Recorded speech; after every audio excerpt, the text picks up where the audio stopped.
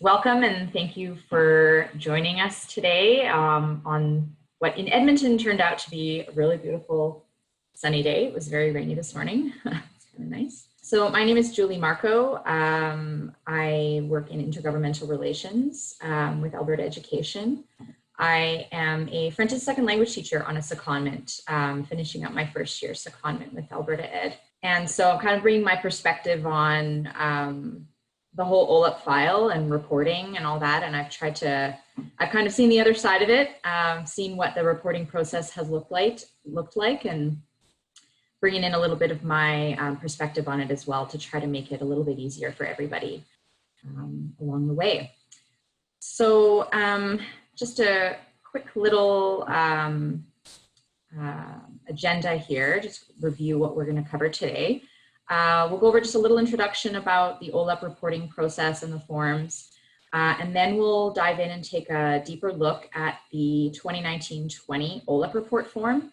We'll do a quick drive-by of the purpose. We'll go through each section. I'll explain the aspects of each section, and we'll have time for questions about the report form. Then we'll go on and look at the 2020-2021 Funding Commitment Form. Same sort of structure. That one should go a little quicker. It's not as detailed, and we'll have questions at the end for that as well. Depending on the amount of questions, we may not even go to the full hour.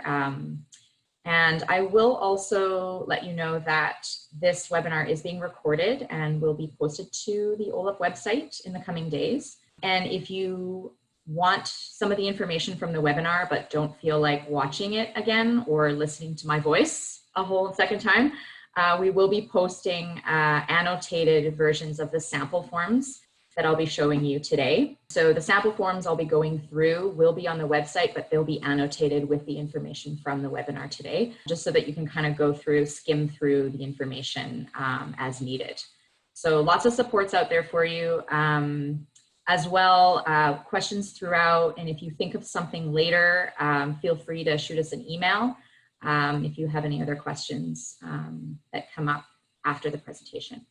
OLEP funding recipients are now expected to report on all federal funding received each school year. This includes both the FTE student funding or per student funding and project funding. This is to ensure alignment with the terms and conditions of the bilateral agreements and the initiatives identified in Alberta's action plan. We are striving to reduce the workload in these requests for information while also increasing collaboration and communication and respecting the autonomy of Alberta school authorities. The purpose of this webinar is to clarify any questions or uncertainties about the forms to make the reporting process as simple and smooth as possible for you. Again, both the fillable PDF forms can be found on the webpage. Previously, we did have Word versions. The formatting was a little challenging. We just had those up as a placeholder so that you could fill out the forms if you needed to, get started on them, see what information you needed. But we do now have the fillable PDF forms that I'll be using today. And they do work best if you download them in Microsoft Edge or Internet Explorer. If this doesn't work, it hasn't worked for everybody on every computer. You can download the PDF and then from your desktop go into Adobe Acrobat Reader. And then if you click File, Open, and go to your downloads, that is kind of the foolproof way of opening that PDF file. I will go through that again and I will show you how to do that, but just we have had some people that have had some challenges opening the PDF forms. Okay, so we're gonna go into the 2019-20 report form now. So I'm sharing that with you. So the purpose of this form is to collect feedback from OLEP funding recipients and to measure the impact of OLEP funding on French language education and programs. This report will enable us to accurately report back to the federal government on how federal funding was used. And essentially, Alberta must be able to account for every dollar provided by the federal government. This is why all funding recipients are expected to fill out a report form for both FTE funding and project funding. Now, that said, if a school authority is receiving both, they only need to fill out one form. I will also note at the top here, this form that we will be using in today, the example, is for French immersion and FSL programs. There is a separate form for French minority language education. And the reasoning for that is that they come from two separate sort of pots of funding, and they have different initiatives, and so and different goals for each area of intervention. So just make sure that you're filling out the correct form. You only need to fill out one of the two forms. So we've got up here the important dates and deadlines. Your school authority would have already received an initial OLEP payment in March. That was about 80%-ish of the total amount. And then in order to receive the final payment in September, this report must be completed and sent in by August 31st. And then you can send in this report to the email on the front of this page. And again, if you have any questions about it, you can send an email here, or contact us at this phone number. Part A, this is really straightforward. It's just contact information about you and your school authority.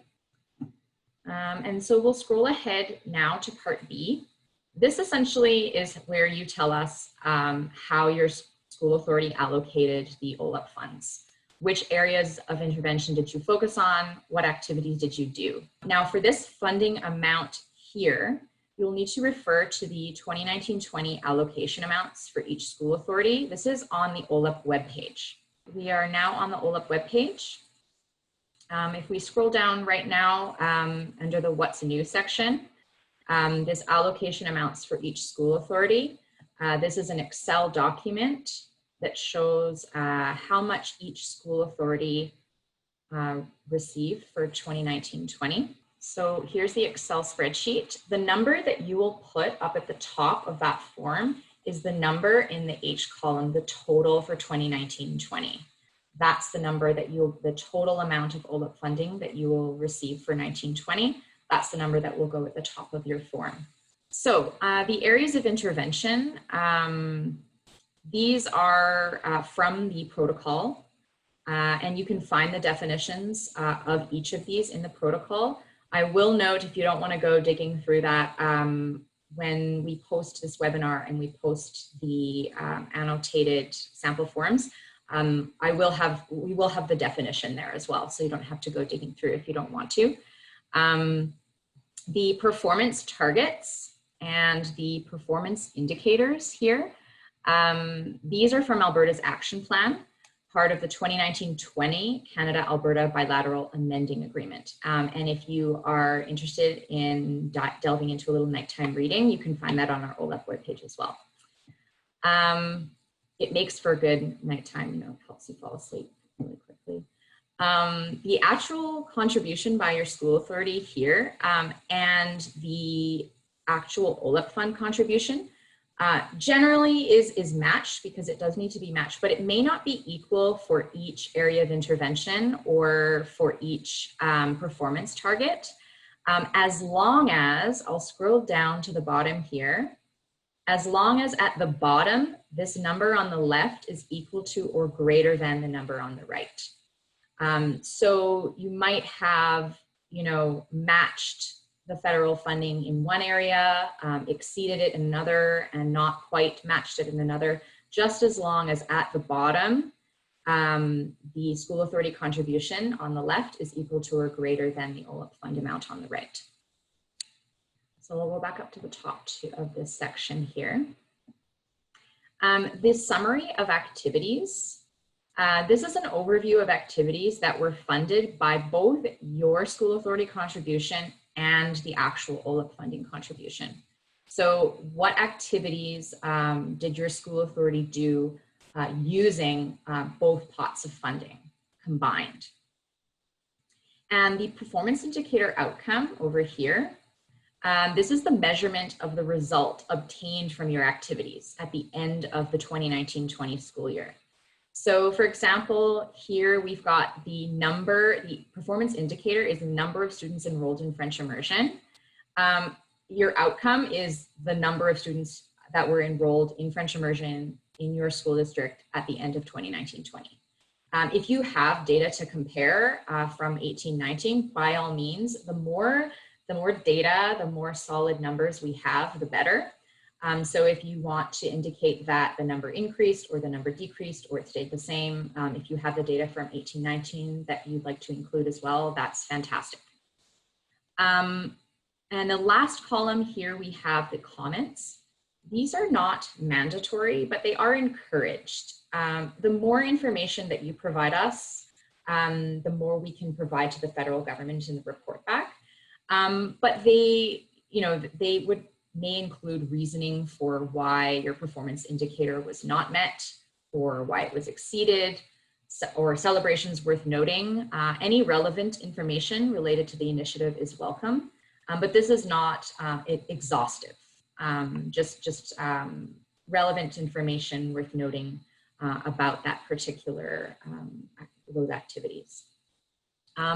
So this year is an exceptional year as well. Many activities, like cultural activities, DELF exams, professional development, or live professional development activities were canceled due to COVID-19.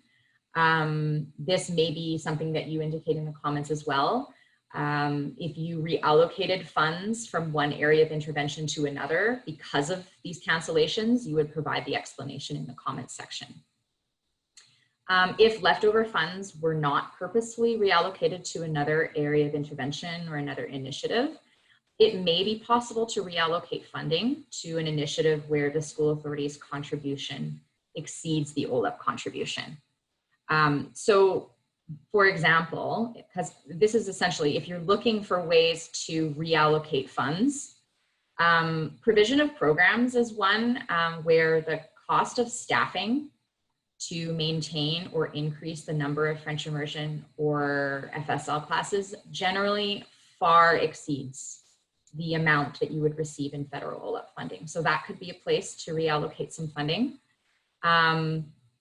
Also, school authorities, if you're looking at, oh, well, we don't have the cash to match this, there is also an option when we look at expenditures and revenue sections. School authorities can also match these with in-kind costs. Those can include things like equipment or technology used that was already purchased prior to this year, volunteer time, space, etc. Those are all some examples of in-kind costs. So again, if we go down to the bottom of this section, this number on the left must be equal to or greater than the number on the right. If there are any questions about section B, I can take those right now if you'd like. One question, are those the only performance indicators we can report on? Yes, well, they're the only performance indicators you need to report on, but if you have other performance indicators that your district or your school authority is sort of tracking and you'd like to include that in the comments, you absolutely can.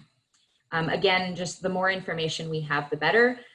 But we do want to say that this isn't an exhaustive list of things. But if you find if there's something relevant or something worth celebrating or something worth noting, by all means include it in the comment section. Okay, so we'll move down to part C. So part C describes where the money in part B comes from. Now, if we skip ahead down here to the total revenue section, the total revenue in Part C should be at least double your OLEP funding amount. Essentially, this number, the total revenue in Part C, is equal to the combined, the combination of these totals. These two totals added up will equal this total revenue total here. I also wanted to note that with these forms, if you would like to add another line, because in the statement of revenue and expenditures, it's kind of one line item, one line per item, you can push the little plus sign to add another line, and it's kind of unlimited how many lines you can put, as far as I know. And then if you want to delete a line, you can just push the negative sign. The contribution from the school jurisdiction, this section number 1 here, we've had lots of questions about that one. This can include provincial education funding, and it's up to you to decide the portion of this funding that would match the OLEP funding amount. Contribution in kind, I kind of spoke to this earlier. This is revenue that is not cash, but has an indirect value. So again, it could be equipment that was already purchased in previous years, space, volunteer time, etc. Number 4, this OLEP funding is the same amount that's at the top of Part B and the amount that was on that Excel spreadsheet. Here in this sample school authority, they received both FTE student funding and project funding. So we included that on separate lines, but the subtotal is what the total amount that the school authority received.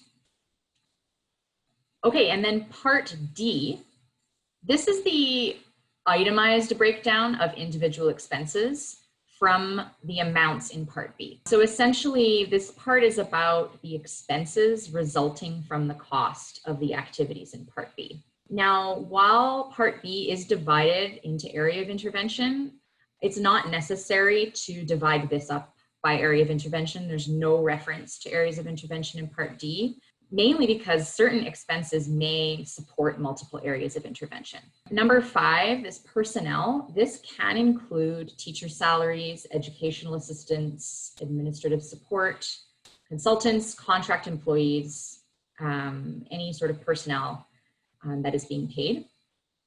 And so these are pretty self-explanatory: material and resources, administration.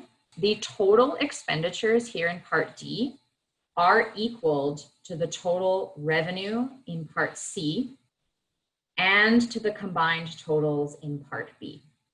So these numbers should all be the same in the combination of these two. So I'm actually going to show you a little diagram here that explains the sort of relationship between these different sections.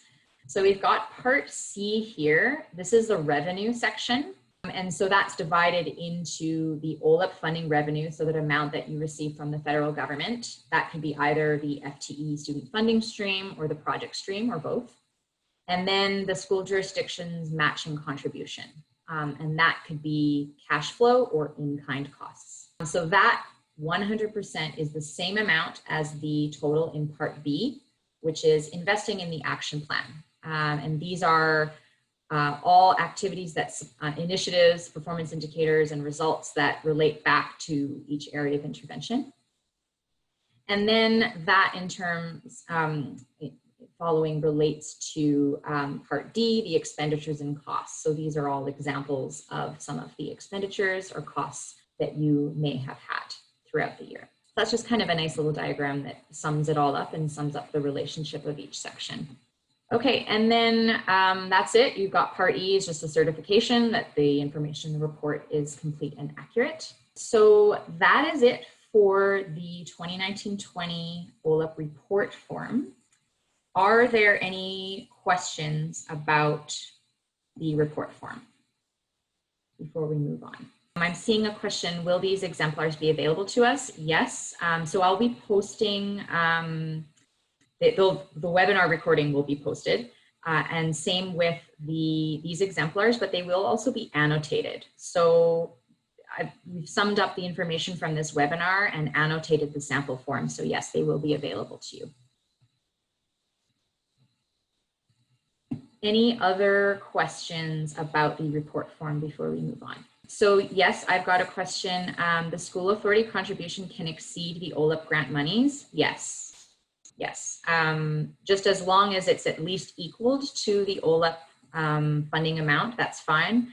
But really, when you factor in all the costs that school authorities put towards their FSL or French immersion programming, very likely it will exceed. But you don't have to report on every dollar that your school authority spends on the programming. It's really just part of our protocol agreement is that we will match the OLEP funding agreement. So that's all that you are required to report on is the matching amount. But if you want to show like that you've exceeded the amount and explain how, that's fine as well. Okay, so we've got another question. Can you clarify about how to use student funding allotment as revenue? Just trying to, I'll go back up to this part. You know, I think maybe I'm going to turn this question over to Theodoric. He's kind of our finance guru and reporting guru. So maybe Theo, could you provide an answer to this question? How student funding allotment, how you can use student funding allotment as revenue? Hello, can you hear me? Yep, we can hear you. Yeah, so I'm not sure if I understood the question, but basically, if you receive money from the province, and this money can be used for a variety of activity by the school, and then one of these activity would be the OLEP funds, or any activity related to OLEP funds. So what we're looking for is that if we talk about student participation, for example, if you had some curricular activity or operational activity that pertains to this area of intervention, then we just need to have a sense of how much did you allocate to this area so that we can report on the federal report at the end of the fiscal year the exact amount that has been used, because we are collecting not only the money but also all the outcome based on the action plan. I don't know if I answered the question, but yeah, and I think I'm also, okay, I think I kind of understand a little bit more the question. So if we scroll back down to the revenue section here,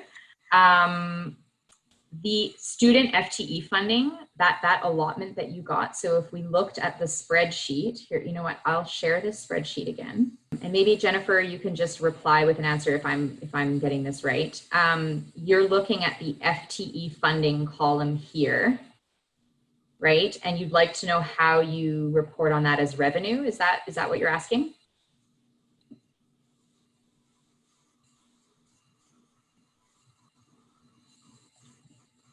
I'll just go back to the report here. So that amount you would report here under number 4, official languages and education program funding. So that would be here, this FTE student funding, that amount that's in that column B would be put here. And so you would have to, your school authority must match that amount.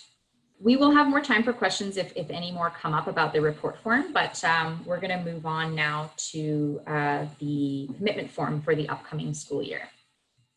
So I'll just make sure I've got all my right screens shared here.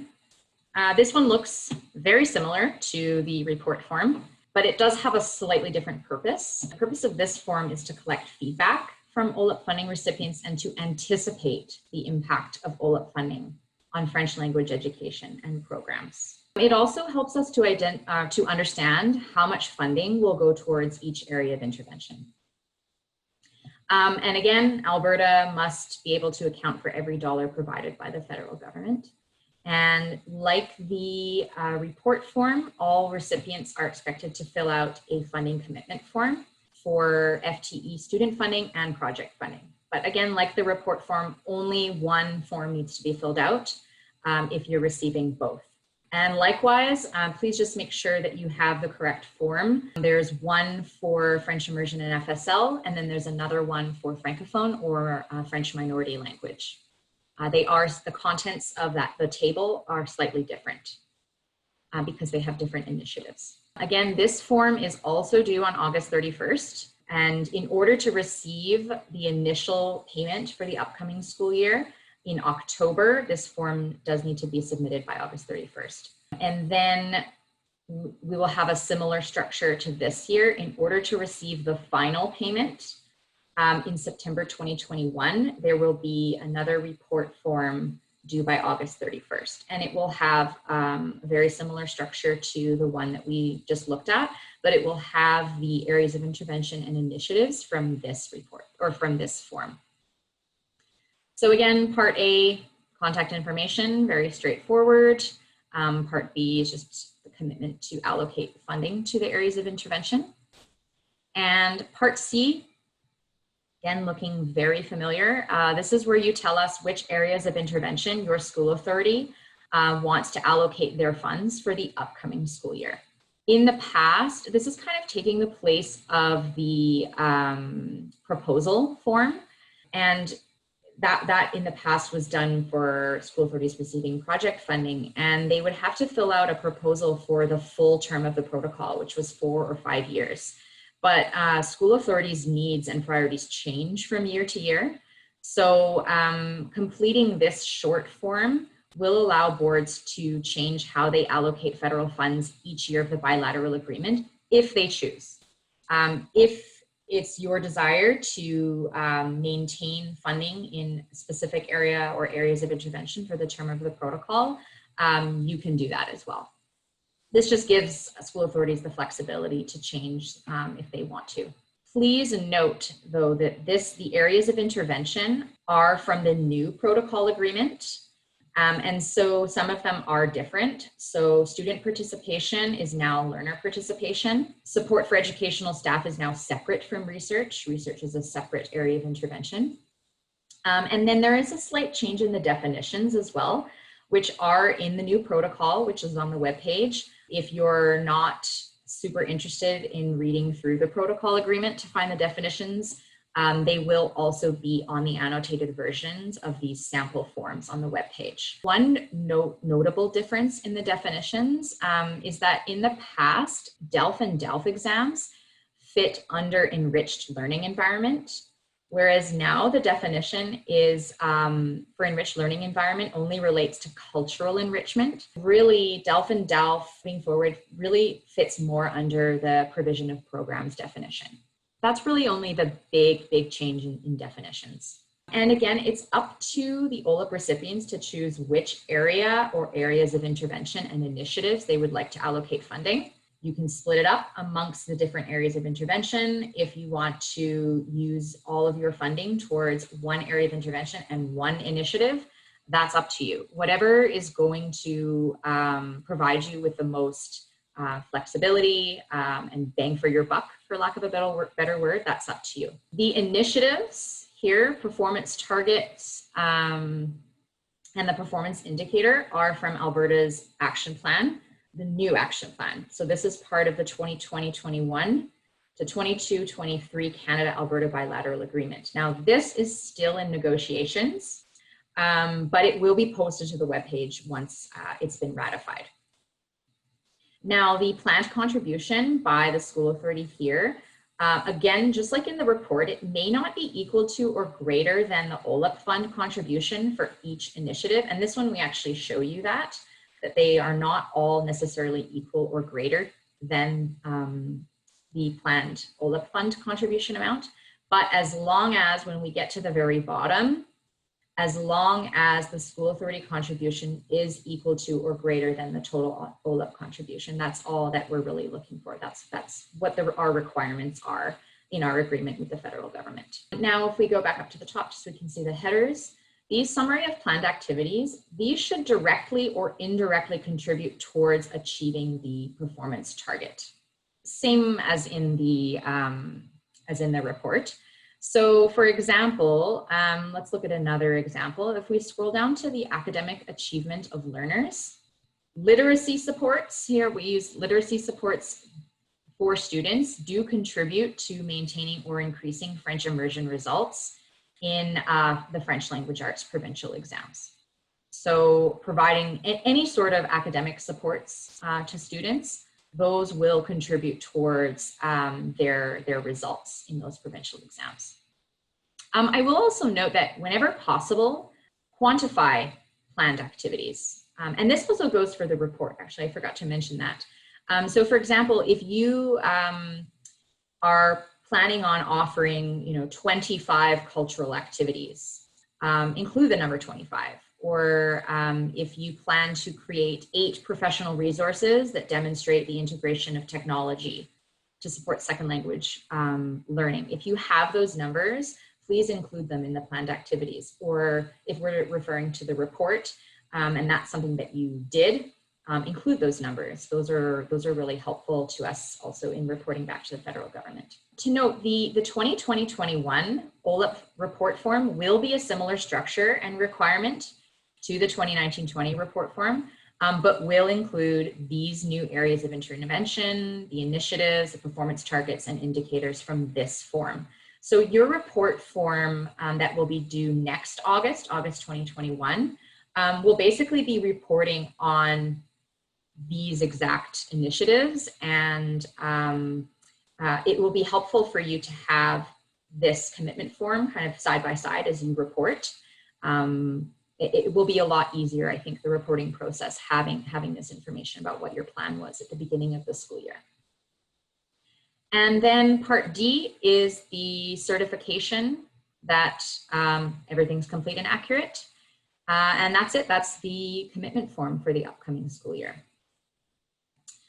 Okay, so are there any questions first about the commitment form here?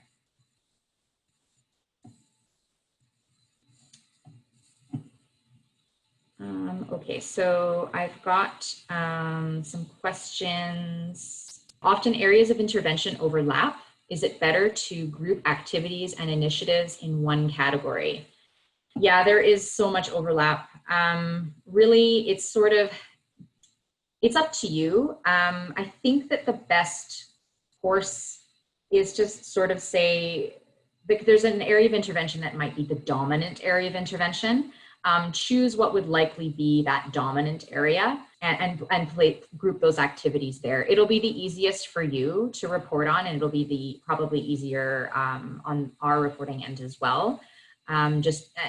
And you know what, everybody understands that there's overlap, but just choose kind of the area of intervention that best suits, that's kind of the best answer for those activities. Okay, so we have a question about the fiscal years we're reporting on each year. So the fiscal year, so the 2019-20 goes from, I believe, and you know what, Teo, you can jump in if I'm wrong here. It goes till June 30th.